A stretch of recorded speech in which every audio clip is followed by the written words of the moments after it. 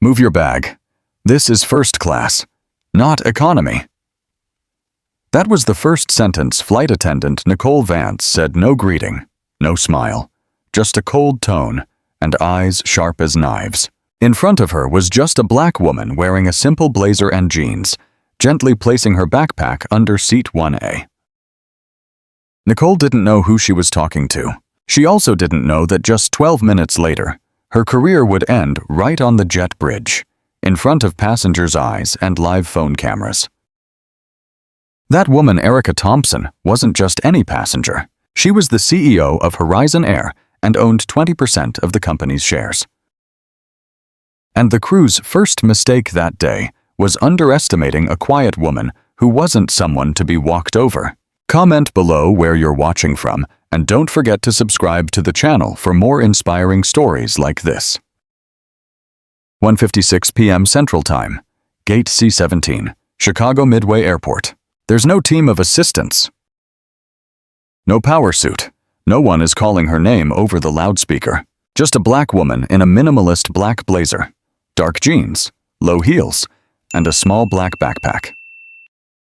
Neat, unassuming, but from the way she walks, each step confident and calm, it's enough for a keen observer to notice one thing: this is not an ordinary person. Then, Erica Thompson, 39 years old, CEO of Horizon Air, a shareholder owning 20% of the billion-dollar airline. But today, she's not bringing any titles onto the plane. No VIP badge, no name on the VVIP guest list. She booked her ticket online, paid with her personal card, and filled in her name like an ordinary passenger. No internal codes, no special treatment from airline staff. It's all intentional. Erica wants to experience exactly what hundreds of other passengers of color have reflected on for years: the suspicious looks, the tone of irritation, the double-check procedures despite a valid ticket, and how people like her are asked to leave first class because they don't look like they belong there. She has read every complaint. She had been watching clips on TikTok and Reddit. One video she could not forget: a black woman was had to get access to first class despite having a ticket, until a white passenger stood up and confirmed the truth. Today, Erica no longer wanted to hear about it. She wanted to face it. So, she booked seat 1A, the first row, right by the door, where all eyes would be on her, where bias would be laid bare. After 3 hours of delays due to weather, the flight to Austin was finally called. Erica stepped on board, and no one recognized who she was. She smiled at the gate agent as her ticket was scanned. A green beep confirmed her boarding privileges. Nothing seemed unusual until she entered first class and bent down to place her small backpack under the seat. Move your bag. This is first class, not economy. That voice was icy, dripping with disdain. Erica looked up. The speaker was Nicole Vance, in her early 30s, with a ponytail, wearing a Horizon Air uniform. Erica replied calmly, "If there's room in the overhead bin, I will. If not, I need to keep my bag here to get my laptop and iPad." Nicole squinted. "This is the rule. No exceptions." A male voice from behind chimed in harshly, "Don't touch my bag." Arthur Bradley, 62, with gray hair, a gray suit, and a deep red tie, was sitting in seat 1B, right next to Erica, looking at her as if she were a threat. Across from him, his wife, Helen Bradley, whispered quietly but sharply, "She's causing a scene." Erica still hadn't sat down. She hadn't raised her voice and had done nothing but place her bag in the allowed spot. But to the Bradleys, the frequent, premium passengers, Erica's mere presence in their space was a violation. Another flight attendant approached, Rachel Brooks, younger than Nicole, but with the same icy energy. "Ma'am," Rachel said, "are you sure you're in the right cabin?" Erica calmly handed over her ticket. It clearly stated 1A, first class. Rachel frowned. Maybe the system is malfunctioning. I'll check again. Nicole glanced at the ticket, then looked back at Erica. Where did you buy this ticket? Online, Erica replied. Like everyone else. Nicole raised an eyebrow, her gaze betraying suspicion.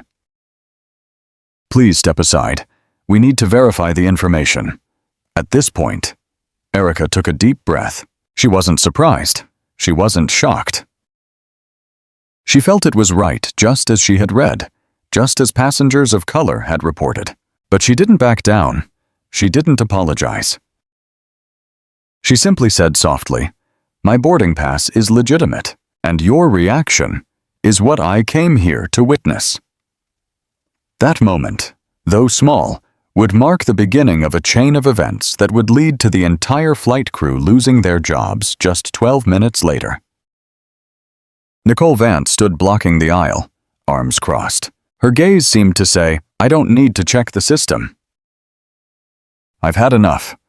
Erica remained calm, holding her boarding pass, the name, seat number, and bold print, "First class," couldn't be clearer. Rachel Brooks, the second flight attendant, glanced at her handheld tablet, then frowned. "The system doesn't show your name for seat 1A. It could be an internal error." "Not an error," Nicole interjected. "It's possible the boarding pass is fake." That statement echoed like a loud crash in the quiet cabin. A few nearby passengers looked up. Erica took a deep breath. Her voice was steady, but her gaze had hardened. "I confirm my ticket was purchased online. Payment is valid, and it was scanned at the boarding gate with no issues. If further verification is needed, I can provide the confirmation email from the airline's booking system." Nicole didn't respond. Instead, she turned to an older passenger sitting nearby, Arthur Bradley. "Sir, I apologize for this inconvenience. We will resolve this immediately. We understand you are a frequent traveler." Arthur nodded, but his gaze seemed to convey more than words could say. He turned to Erica. "I don't feel comfortable having someone causing trouble in this cabin. What is she doing that makes you uncomfortable?" A man sitting in 2C asked skeptically. Arthur didn't respond, but his wife, Helen Bradley, spoke up. "She's disrupting the whole cabin, and I feel unsafe." Erica stood her ground, her small backpack tucked neatly under the seat. She hadn't raised her voice, hadn't touched anyone's luggage, but somehow, she had become a threat to the peace of those inexpensive suits with gold cufflinks. A black passenger sitting nearby, Michael Hayes, a software engineer from Wisconsin, had just taken his seat in 1B. He didn't know who the woman next to him was, but what he was witnessing felt all too familiar. He pulled out his phone, opened the camera, held it low at his thigh, and started recording. "I'm recording," he whispered into the mic. A black woman is being questioned for placing her bag under 1A. Boarding pass is valid, but they say it's not. He posted on TikTok with the caption, "Black CEO kicked off first class." Because she's black, watch and understand. Before the plane doors closed, the video had nearly 2,000 views. Nicole turned back. "Can you move to economy class? We'll find a more suitable place for you." Erica didn't budge. "I'm sitting right where I booked." "Confirmed. I have a ticket, a reservation code. I'm not going anywhere." Rachel took a step closer. "If you don't move, we'll have to consider you a non-compliant passenger." Michael whispered, "Did you hear that? They're calling her a threat, just for sitting quietly in her purchased seat." Nicole lowered her voice. "You can't bring a backpack into this cabin if it's not in the designated space. You should comply." "It's a small backpack. It fits, and it's not violating anything," Erica replied. "And I need it because it has work equipment inside. If there's no clear reason, I won't let it out of my sight." Rachel glanced quickly at Nicole. They whispered something to each other. Then Nicole nodded slightly and turned away. A few seconds later, a voice came over the intercom. Crew, follow standard procedure. Do not let disruptive behavior affect the boarding process. That voice, it was Captain David Mercer. His distinctive Texas accent, calm yet sharp. Erica tilted her head, eyes directed at the speaker on the cabin ceiling. It sounded like a routine announcement, but she understood they were preparing to mark her as a non-compliant passenger, a step that could lead to her being forcibly removed from the plane. At this moment, some passengers began to take notice. A woman in 3A whispered, "This isn't the first time I've seen this, but this time, it felt different." Nicole returned. She no longer maintained a polite tone. "You have two options, put your bag in the overhead bin or move to economy class," Erica responded, her voice steady. "I'm a premium passenger, and I paid in full." Arthur laughed derisively. "She's threatening the crew." "I don't want to fly with someone like this," Helen added. "I feel threatened." Nicole turned to Erica. "If you refuse, we will handle it according to the procedure," Michael whispered. "And they're still filming." "They're being filmed from 3 angles, and I'm sure they don't know who she is." Erica nodded slightly, quietly, but her expression began to change.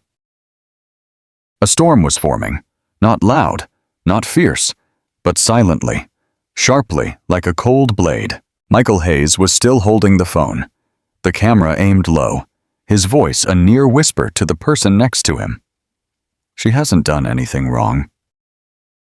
But they're assigning her all kinds of reasons to kick her out of first class." He spoke while observing closely. Erica remained still, her back straight, her hands lightly resting on her thighs. She wasn't yelling, not a single curse word. She just maintained her position, seat 1A, that she had booked and paid for in full. Some passengers began to wonder. The man in 2C leaned forward. "What's going on?" A woman in 3A murmured, "I've seen something like this online, but this time it's different. Different in that this time, someone is recording everything." Rachel lowered her head and stepped closer to Nicole. She whispered, "I think we should handle this quickly." "She doesn't seem like the type of person for this cabin," Nicole replied softly, just loud enough to hear, "She's not the kind of passenger the company prioritizes. Make her move," Michael overheard. And his recorder caught every word. He repeated Rachel's words this time louder, so the mic could pick it up clearly. "She doesn't belong here." "Yes, I just heard that too." Erica turned her head. Her eyes were fixed on Nicole.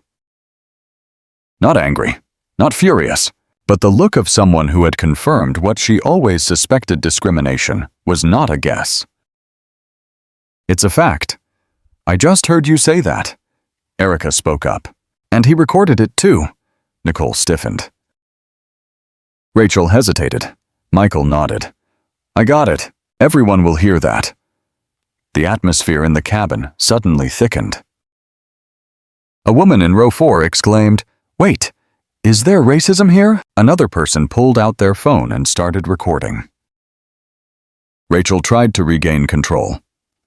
"Passengers, please do not film in the cabin. This is a private area," Michael replied, without missing a beat. "When there's discrimination, it's no longer a private matter." "This is evidence." Nicole tried to maintain her composure. "We are following the proper procedure." Erica gently lifted her backpack, unzipped it, and pulled out her iPad. She opened the seating confirmation email from Horizon Air's VIP customer service. "This is proof of payment, seating confirmation, and priority rights. Do you want to continue doubting? Call the supervisor." Nicole looked at the curtain in front of the cabin and signaled Rachel. At the same time, from the boarding gate, Erica's assistant, Lauren Pierce, was talking on her Bluetooth phone. "I've contacted the board. They are monitoring the situation. Don't move. Just stay seated." Erica put on her Bluetooth headset. Lauren's voice echoed in her ear. There are 3 board members watching Michael's live stream. We are not alone. Rachel turned back, but her confidence was gone. Nicole bit her lower lip. They knew the situation was no longer under control as it had been before. Suddenly, a voice came from Michael, clearer than ever. You're watching live a black woman being removed from first class despite having a ticket. She is the CEO of this very company, and they still don't know. That statement was like pouring gasoline on a fire. Another passenger in row 5 chimed in. What? She's the CEO. Another woman pulled out her phone and Googled.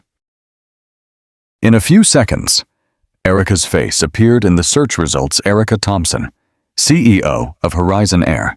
The whole room fell into a brief silence, as if all noise had been sucked away, leaving room for the truth that had just been revealed. Nicole exclaimed, "What, who are you?" Erica replied flatly, "I'm the person you're trying to push out of her rightful seat. And I'm the one who approves the budget for the training department you all represent." Rachel took a step back, her face pale. Michael looked up directly. She's the one who created the rules you're abusing. The climax was no longer about a woman being denied a seat. It had become a confrontation between power and prejudice, between the airline executive and the very team that had ignored her existence. Erica turned to Lauren, speaking into the mic. Let the council know. They just heard part of the truth. And the rest is coming. Erica Thompson sat up straight, her eyes fixed on Nicole and Rachel, 2 flight attendants teetering between doubt, confusion, and fear. She didn't need to raise her voice, pull out a business card, or speak louder. The truth was now speaking for her. Lauren Pierce, Erica's loyal assistant, just left the waiting area and started heading into first class. In her hand, she held a phone displaying a live feed of the board meeting, with a notification reading, CEO discriminated against by staff, live streaming to the entire leadership team. Nicole saw Lauren approaching. She turned to Rachel and whispered urgently, "Is she really the CEO?" We might have messed up," Rachel stammered. "We can't let her turn this around. Call the captain." Michael Hayes, still sitting nearby, filming everything, slowly turned the camera toward the doorway of the cabin. He spoke clearly. "She is Erica Thompson, the CEO of this airline, and she was just treated like a criminal simply because her skin isn't light enough." That sound echoed not only in first class. Thanks to the TikTok and X livestream, millions out there were listening to every word. Erica didn't need any more proof. Social media was starting to explode. Lauren walked up to Erica, handing her a thin folder. "You don't need to say anything more. They're digging their own graves." In row 2, a female passenger pulled out her phone. She quickly typed into Google Horizon Air CEO, Erica Thompson. A picture of Erica appeared, wearing a burgundy shirt, gray blazer, hair neatly in a bun, with a confident smile, exactly the person sitting right in front of them. The passenger exclaimed, "It's her! She really is the CEO, oh my gosh!" A buzz spread throughout the cabin. Those who had been silent before now began to whisper and talk. A woman in 4C looked directly at Nicole. "You humiliated your CEO in front of all these passengers." Nicole tried to force a stiff smile. "This is a misunderstanding. I was just following procedure." Michael interjected, still filming, "A procedure that selects passengers based on skin color." Rachel chimed in, "We didn't know she was the CEO." Erica slowly stood up, her tone still calm but clear. "The issue isn't that I'm the CEO. The issue is that if I weren't the CEO, this would still happen. And you would win." Everyone fell silent. Erica turned to Rachel. "You said I'm not fit for this cabin. What do you base that on? My appearance? My skin color?" Or because I'm not traveling with anyone to validate my status? Rachel didn't answer. Her eyes avoided Erica's gaze. Nicole bit her lip. We just wanted to ensure a standardized customer experience. Erica didn't need to rebut. A man in 3B spoke up on her behalf. So why didn't the white man sitting in 1B get questioned about his ticket or asked to move his luggage? Another woman said, she was sitting still, not doing anything at all. And you called the captain over for a small backpack. Michael lowered the camera, looking directly at Erica for the first time. You don't need to introduce yourself anymore. You just taught an entire airline a lesson they should have learned long ago. Just then, Lauren's phone buzzed. She showed Erica a prominent notification. Horizon Air CEO discriminated against on the company's own plane. CNN breaking news.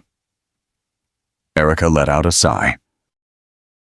Not a sigh of relief, but a long breath, holding back her frustration. The story made the headlines. What happened in those brief 12 minutes had now become a national matter. Lauren whispered, Do you want to keep going, or should the board step in? Erica shook her head. No. We end this right here, right on this plane, in front of everyone, Michael whispered. The whole country's watching. The entire airline industry is watching too. Erica looked straight at Nicole and Rachel. You want to know who I am? I'm the one with the final say, and this time, that decision isn't in the rulebook. It's based on what you just did. In first class, the air felt thick, ready to burst. Nicole and Rachel couldn't hide the panic in their eyes anymore. Passengers around them, usually the wealthy used to silence, now pulled out their phones, openly recording. Curious eyes had turned into witnesses of a turning storm. Erica Thompson stood in the aisle, not yelling or pounding on a table, just standing, straight-backed, steady gaze, as if the very gravity of the cabin weighed on her. This is my section, she said slowly.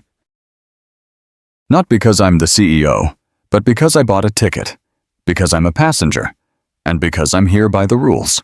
And the only thing unusual is how you've been looking at me. Rachel opened her mouth to argue, but managed only I. Erica raised her hand, gently cutting her off. You've said enough. Now it's my turn. Lauren handed up a document from behind a valid copy of Horizon Air's internal regulations. Section 12.3, covering the authority to temporarily suspend crew members for serious misconduct occurring during service. Erica took it without looking, just saying, Under this clause, I have full authority to take temporary action against crew if there's evidence of ethical violations, discrimination, or threats to the brand's reputation. And that she paused, eyes scanning Rachel and Nicole. Has happened. Nicole stepped back, stammering. You can't, just because of personal feelings. It's not feelings, Erica replied. It's evidence. Dozens of video clips. Michael's clip had surpassed 10 million views in just 15 minutes.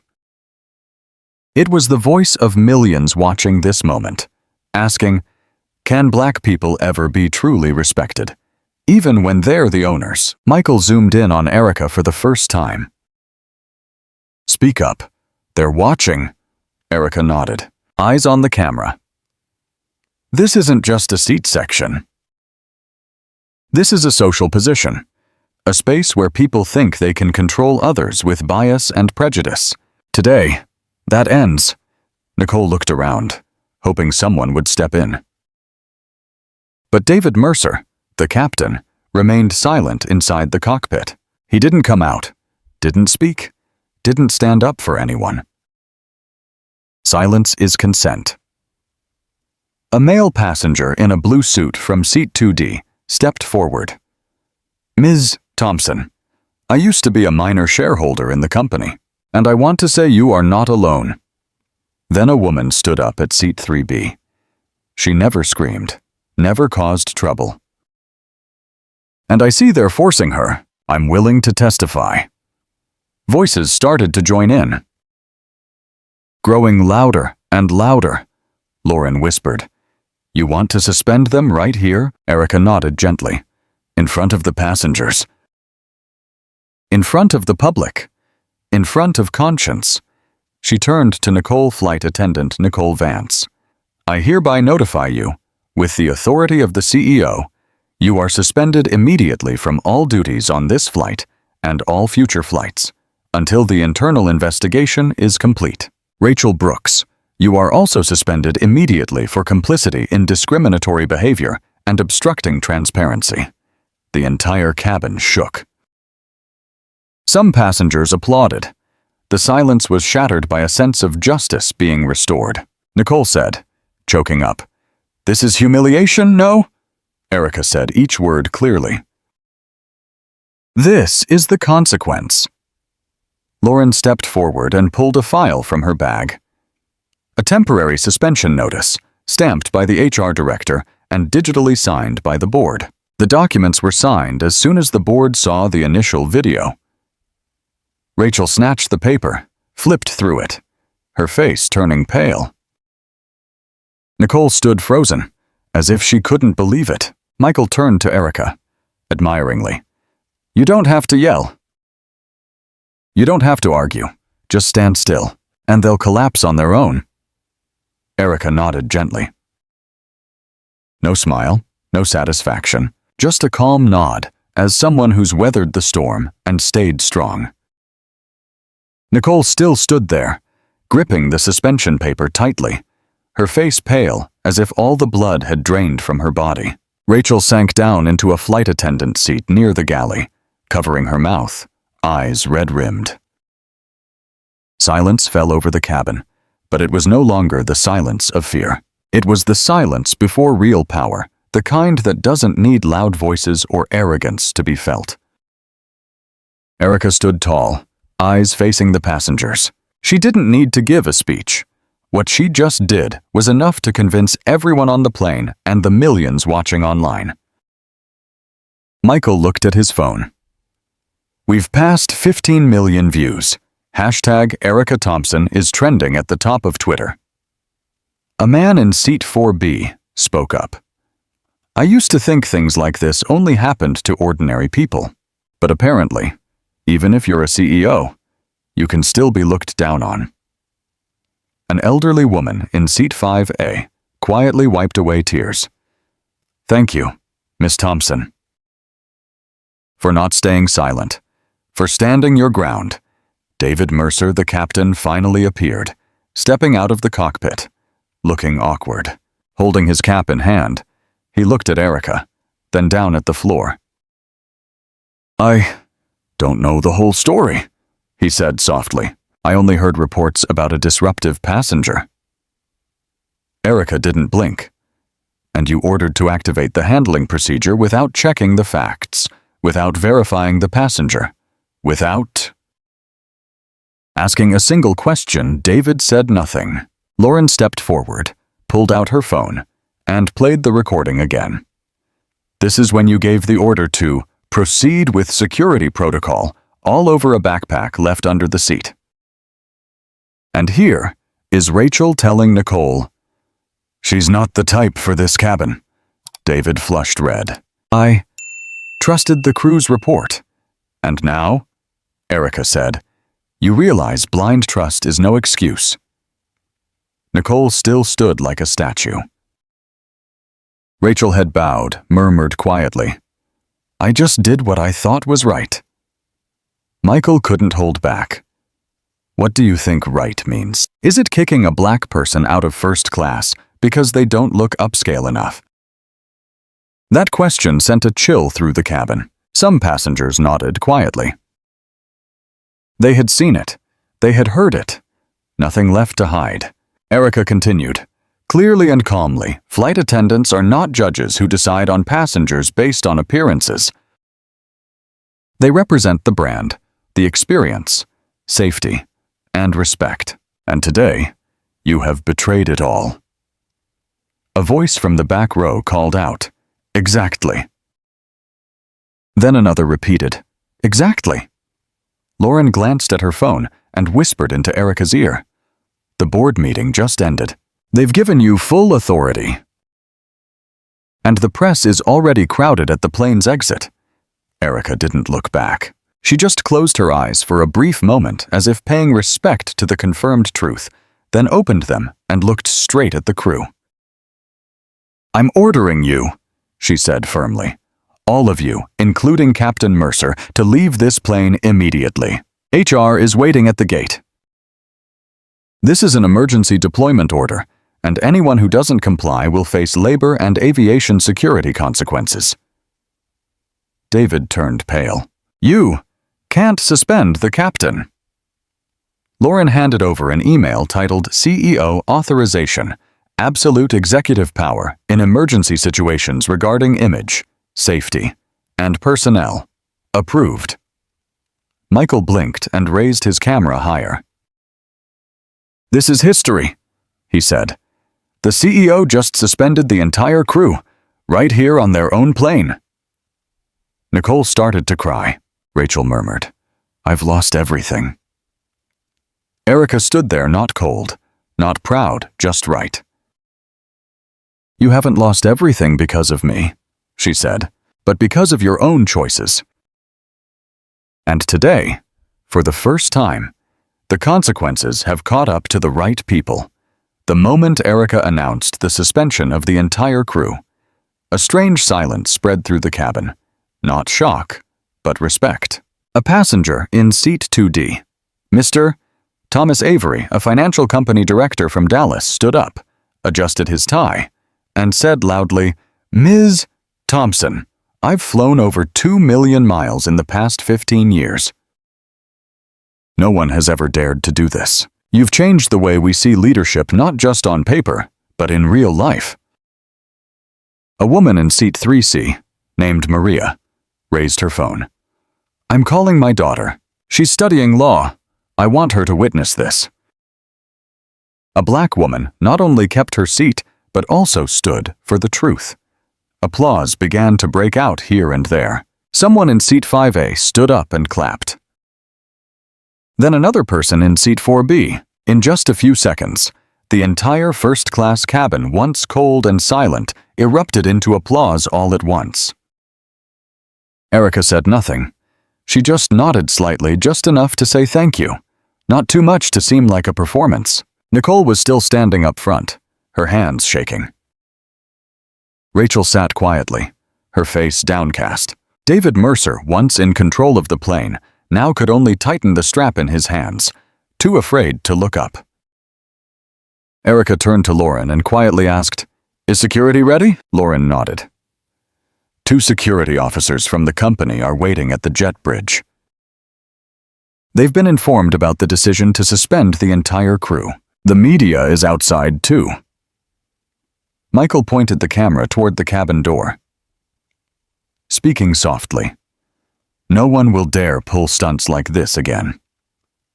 Just then, a white man in seat 6A stood in the aisle, looked at Erica, then turned to the passengers. I'll be honest, when she first came into the cabin, I doubted her too. I saw a black woman in jeans and a blazer, not the type I expected to sit in seat 1A, but now I realize I was part of the problem. No one mocked him. No one sneered, just acknowledgement. Erica looked him straight in the eye. Listening is the first step to change. And you've just taken those first steps. An Asian couple in seat 5C said, "We've witnessed similar behavior before, but never dared to speak up. Now it's different." A Latino passenger raised his hand. "On behalf of those of us mistaken for cleaning staff instead of passengers." "I support what you did," Lauren whispered. "You're waking up a whole generation of passengers who stayed silent." Michael looked at his phone, eyes wide. "We're live on CNN. Reporters are calling this event the Gate 1A Revolt."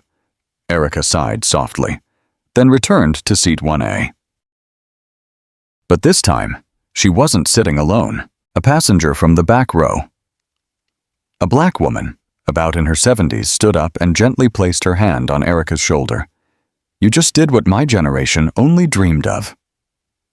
Erica stood and hugged her for a moment. No tears, just a passing of the torch. Lauren stepped toward the front of the cabin and said loudly, "On behalf of Horizon Air's management, I want to announce the old crew has been suspended. A temporary team will take over within 30 minutes. The flight will continue, but with the proper respect every passenger deserves." Applause broke out again. But this time, there was cheering. Someone shouted, "Yes." Whistles blew. The atmosphere felt cleansed. A flight attendant from the replacement team named Camille stepped forward, bowed slightly to Erica. "Ma'am, I've been assigned to serve first class." "It's an honor." Erica smiled. "No need for honor." "Just fairness," Camille nodded. "And kindness," she added. Erica looked around the cabin, the lighting softer, the plane quieter, and in that moment, everyone on board was united. No one left their seat. No one showed any displeasure, because everyone understood. Today wasn't just a flight, it was a turning point. A line between the old way of being treated and the way everyone deserves to be treated. As the passengers started to relax again, footsteps echoed from the jet bridge. The front cabin door opened.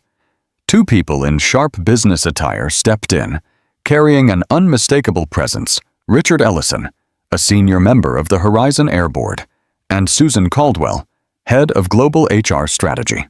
The entire cabin immediately paid attention. No one spoke. No one looked away. Those who had just been clapping now looked on with hopeful eyes. Richard stepped toward Erica, extending his hand. "Ms. Thompson," he said, his voice deep and formal.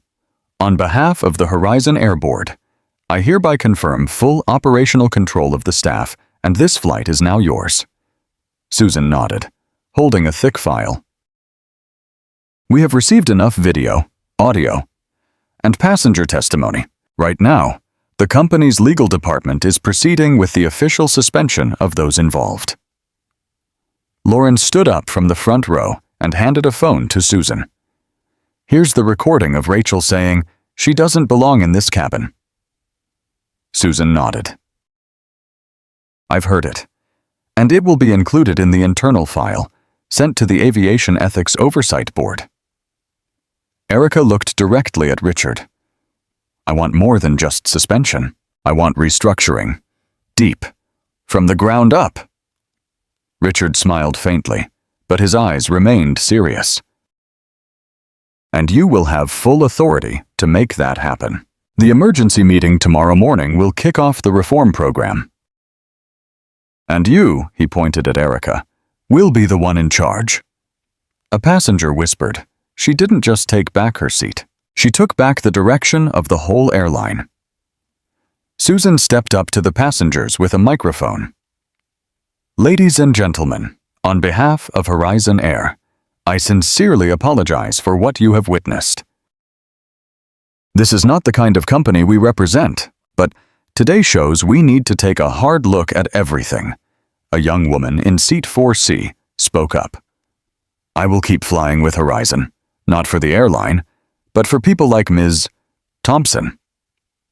Michael was still live streaming, zooming in on Erica as she responded with a gentle smile. He whispered into the mic, "Mark this down. Everyone." For the first time in company history, the board came into the cabin to admit the fault lies with the organization, not the passengers. Lauren sat down next to Erica. Holding out her phone, CNN called your actions a soft power revolution. Erica exhaled softly. Not soft power, just the right kind of power. Just then, the cabin door opened again. 3 new crew members appeared: 2 flight attendants and a co-pilot, reassigned from the nearest flight at the next gate. Camille, who had been serving first class, stood up to guide them to their positions. She whispered, "The replacement crew is ready." "Ma'am?" Erica nodded. "No need for formalities. Just do your part." A passenger in row 3D. looked toward Susan and asked, "Ms. Caldwell, what's going to happen next?" Susan didn't dodge the question. A complete system review, training, hiring, passenger screening. Everything will be reconsidered from the ground up. Michael turned the camera to the passengers and asked, "What do you all think?" One person said, "This should have been done a long time ago." Another added, "We used to think there was nothing we could do, but if one person can stand up, then so can we." Erica stood up, walked to the middle of the cabin, her eyes scanning every face. Some might say this is just PR, just an act, but I'm not acting. I'm just doing what I have to do, because an airline doesn't just carry people, it carries trust. The whole cabin fell silent. Then a single clap, then more, then everyone stood up, not out of anger, but out of hope. Richard looked at Susan and quietly whispered, "Maybe this time, we can really make a difference." Susan nodded. "As long as she's still sitting in 1A. Erica didn't know what they were talking about, but her steady gaze and the way she sat up straight as she turned back to her seat said it all. When the airplane door closed again, this time there were no shouts or tears, just a deep silence, like the calm after a storm. But outside the cabin, another storm was brewing, the media storm. In the cockpit, Lauren kept getting calls. The phone wouldn't stop ringing from CNN, NBC, NPR, even Al Jazeera. A new email popped up from the New York Times newsroom. "We want to verify Erica Thompson, CEO of Horizon Air, suspended the entire flight crew mid-flight due to discrimination. Is this true?" Michael came forward from the back row and handed his phone to Erica. "You need to see this." It was a screenshot from 5 minutes ago. CNN was live streaming her, with the caption, "Black CEO stands up at 30,000 feet, real-time justice." Erica took the phone and looked at the screen. The image showed her standing in the cabin, telling Rachel, "It's not about emotion, it's about consequences," which had become the main photo. Her face was sharp but calm, finger pointed straight ahead, a powerful, unintended symbol. Lauren whispered, "The internal PR team is panicking. Legal is telling you not to say anything more to the press." "What about you?" Erica asked. Lauren shrugged softly, "I think. It's time for real people to tell the truth." Across the cabin, passengers were still watching the developments on their phones. A man in seat 2B whispered, "I've never seen a CEO cut off a flight crew mid-journey." A middle-aged woman behind him said, "And I've never seen someone do it with such calm." Across social media platforms, hashtags like Seat1A, Erica Thompson, Horizon Accountability were climbing to the top 3 nationwide. Twitter was flooded with screenshots from Michael's live stream. Reddit created a whole thread analyzing every word Erica said. TikTok had hundreds of remixes of her lines set to dramatic music. Lauren glanced at a new alert from the internal monitoring system. Horizon Air's stock dropped 12.4% in the last 3 hours. However, positive comments about the CEO increased 800% during the same period. Erica quietly handed the phone back to Michael. "Thanks for not turning off the camera." Michael nodded. "There were moments I was scared, and my hands shook. But then I saw you didn't back down, so I didn't either. You didn't just film," she said. "You made the world watch." Meanwhile, at Horizon Air headquarters, an emergency media team was meeting. Those who'd handled product crises, technical failures, or late services were now drafting a press release for an unprecedented situation. The CEO personally handling a racial discrimination case right on the plane, in an email from Susan Caldwell to the communications department. Bolded words read, "No denial, no deflection, no blame. This time, we take responsibility."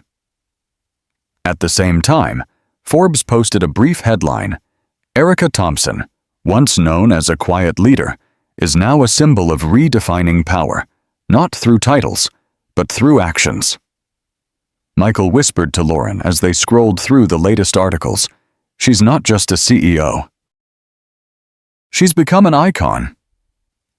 Erica sat quietly in seat 1A, her gaze not on the camera or phone, but out the window, where the Texas sky was slowly opening up. She breathed softly, not relief, but a readiness for the next wave. Lauren whispered, "The flight lands in Austin in an hour. The press will be waiting at the gate." "And we won't run," Erica replied. "But we won't put on a show either. If they ask, we just say what everyone already knows.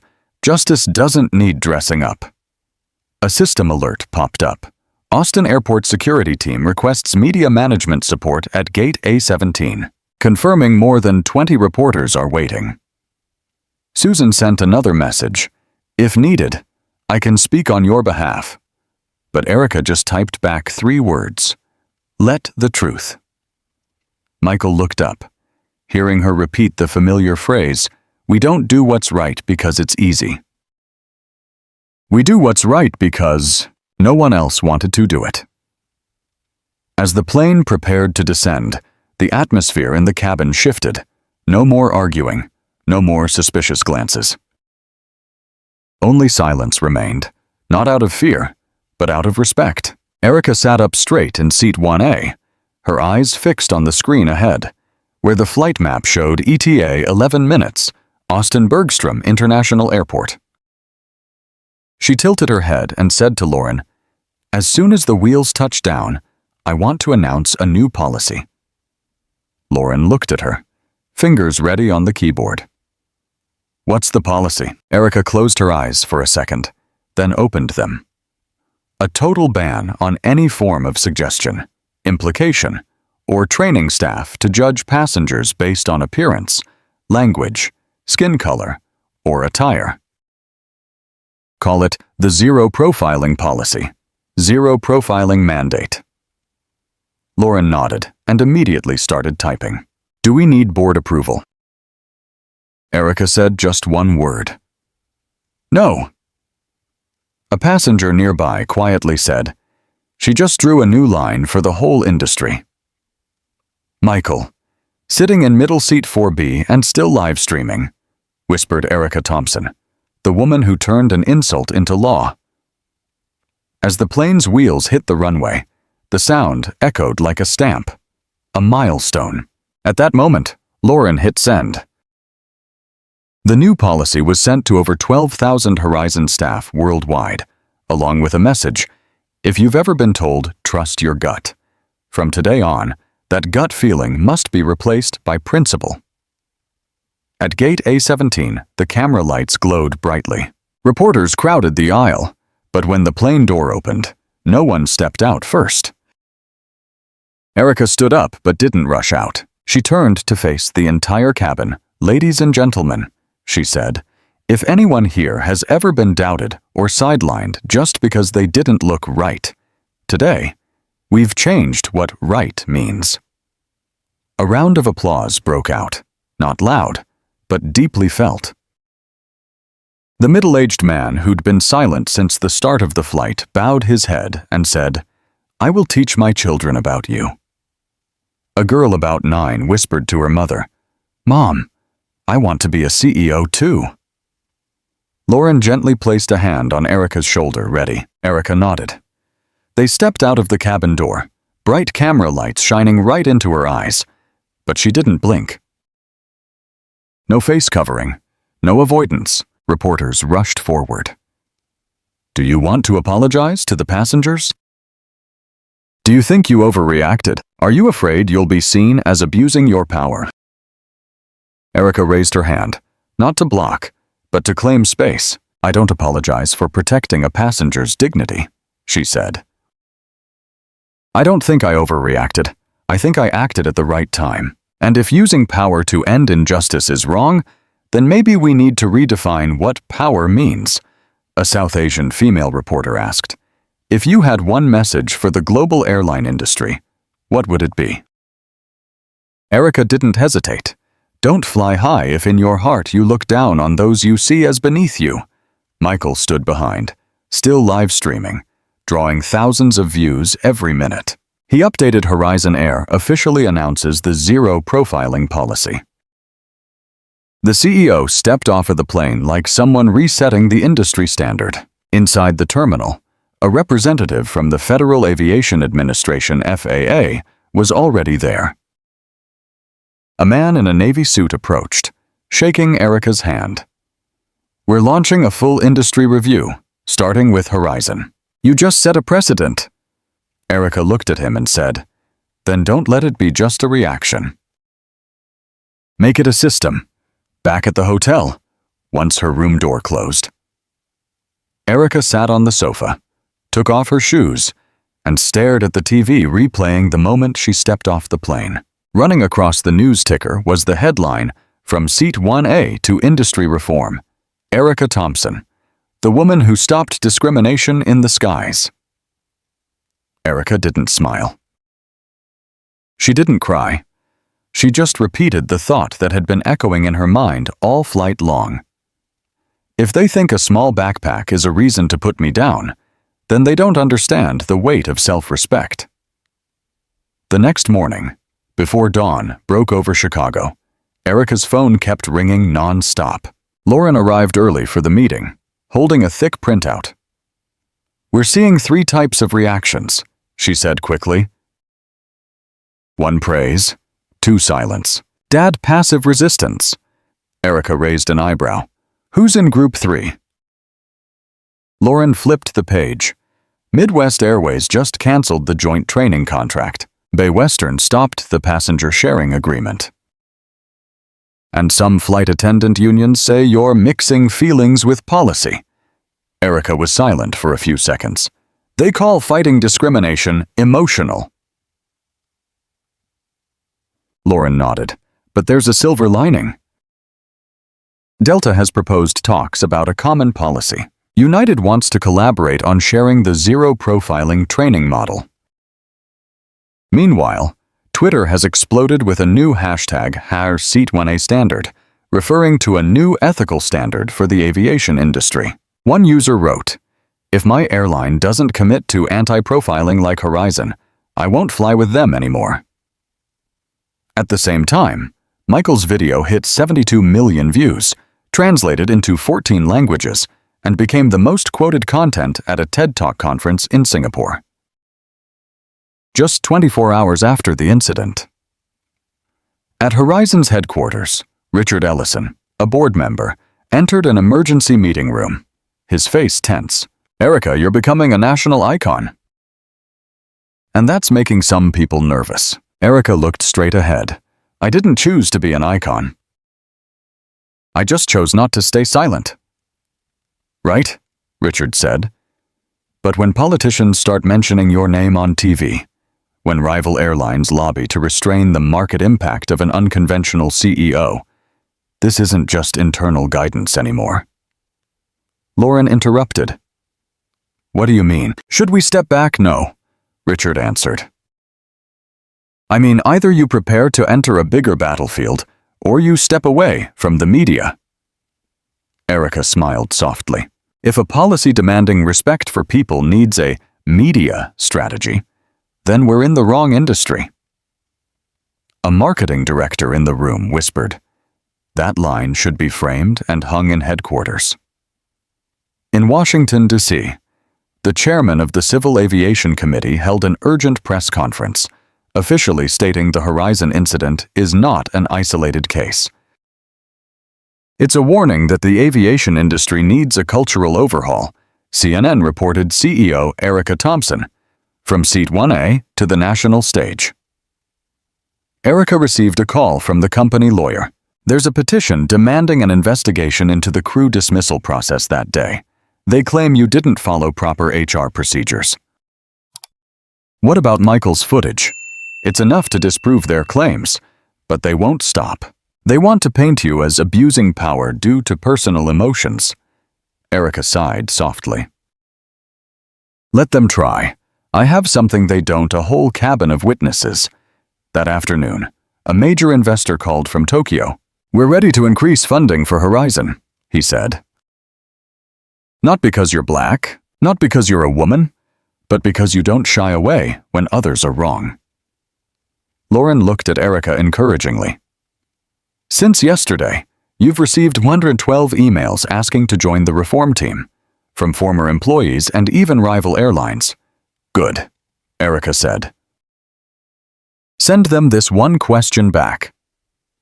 When you see others being treated unfairly, do you usually stay silent, speak up, or turn away? Just pick one out of the three.